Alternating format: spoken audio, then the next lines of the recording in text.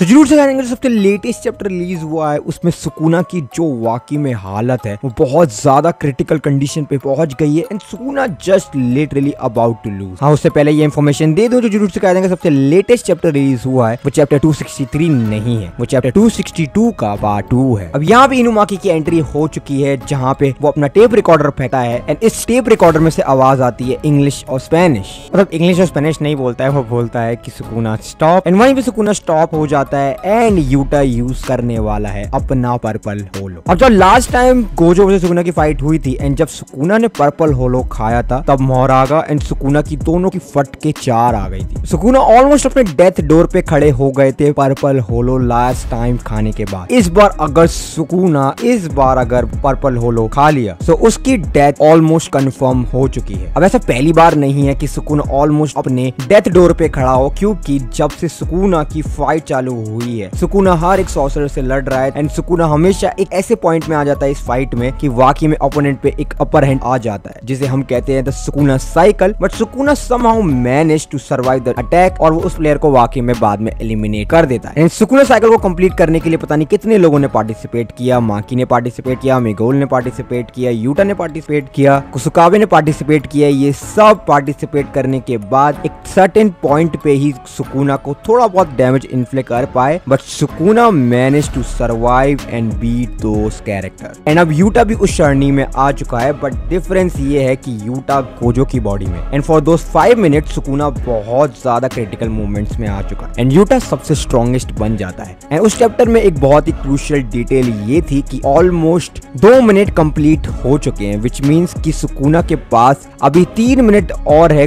Gojo से survive करने के लिए। अब ऐसा भी हो सकता है कि वो पर्पल होलो वो डायरेक्ट जो वो डैमेज है वो मेगुमी के ऊपर ट्रांसफर कर दे, बट ये एक फिजिकल डैमेज है, सो मेगुमी पे जाने का कोई सेंस ही नहीं बनता है क्योंकि वो इन दी एंड मेगुमी के ऊपर ही पड़ेगा। द लास्ट टाइम हमने जब देखा था कि सुकूना इतना ज्यादा डैमेज पे आ गया था जब उसने गोजो के इनफाइनाइट वॉइड से डैमेज हिट कर लिया था। एंड एक चीज और रियलाइज करना कि गोजो एंड सुकूना अपनी डोमेन एक्सपेंशन के अंदर, विच मीन्स कि जैसे ही वो कॉन्टेक्ट खत्म होता है डेफिनेटली गोजो का इनफाइनाइट वॉइड सुकूना के ब्रेन पे अटैक होगा, जिससे सुकूना को पर्पल होलो तो मैनेज करना ही है, सर्वाइव करना, बट इनफैक्ट इनफाइनाइट वॉइड से भी उसको मैनेज करना होगा। चलो मान लेते हैं कि इनफाइनाइट वॉइड वो क्या है, just like the old times वो दोबारा मेगुमी के ऊपर ट्रांसफर कर देगा, पर पर्पल होलो को सर्वाइव करना एक बहुत ही ज्यादा मुश्किल प्रॉब्लम है सुकूना के लिए, क्योंकि सुकूना ऑलमोस्ट अपने डेथ डोर पे खड़ा हुआ है, उसके बोथ लेफ्ट हैंड कटे हुए हैं। वहां पे हमें चैप्टर 262 पार्ट 2 में ये कंफर्मेशन मिल गई है कि सुकूना के लेफ्ट हैंड कटे होने के बाद वो कटिंग स्लैश को यूज नहीं कर सकता, तो उस पे सिर्फ इन्फिनिटी को बाईपास करने का एक ही तरीका है,